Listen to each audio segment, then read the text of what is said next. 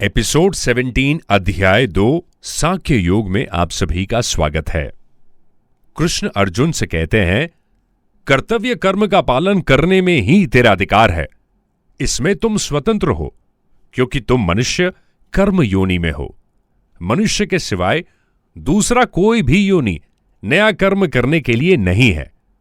पशु पक्षी वृक्ष लता आदि नया कर्म नहीं कर सकते और देवताओं में नया कर्म करने का सामर्थ्य तो है, पर वे केवल पहले किए गए यज्ञ ध्यान आदि शुभ कर्मों का फल भोगने के लिए ही हैं।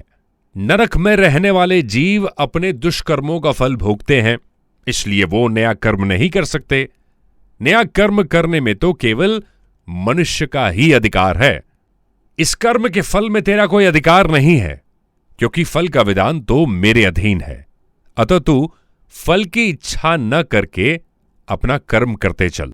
हे धनंजय, आसक्ति को त्याग करके सिद्धि और असिद्धि में समता हो जाएगी।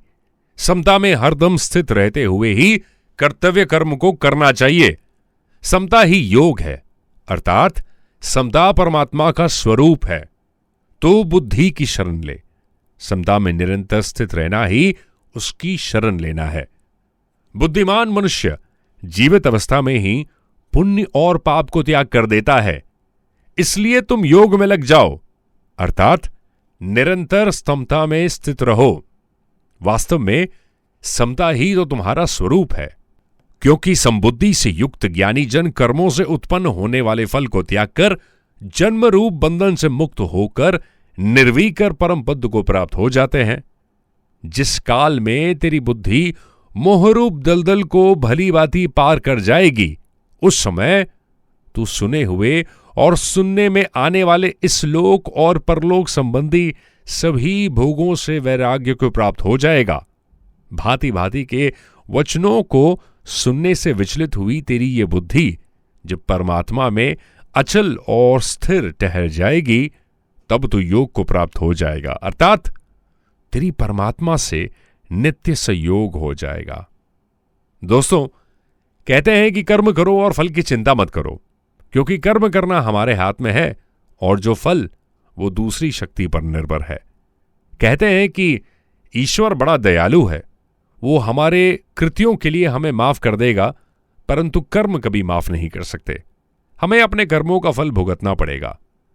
कंस को मारने के बाद भगवान श्री कृष्ण कारगृह में गए और वहां पर माता देवकी तथा पिता वासुदेव को छुड़ाया। जब माता देवकी ने श्री कृष्ण से पूछा कि बेटा, तुम तो भगवान हो, तुम्हारे पास असीम शक्ति है, फिर तुमने 14 साल तक कंस को मारने में और हमें यहां से छुड़ाने की प्रतीक्षा क्यों की? भगवान श्री कृष्ण ने कहा, क्षमा करें माता जी, क्या आपने मुझे पिछले जन्म में 14 साल के लिए वनवास में नहीं भेजा था? माता देवकी आश्चर्यचकित हो गई और फिर पूछा, बेटा कृष्ण, यह कैसे संभव है? तुम ऐसा क्यों कह रहे हो?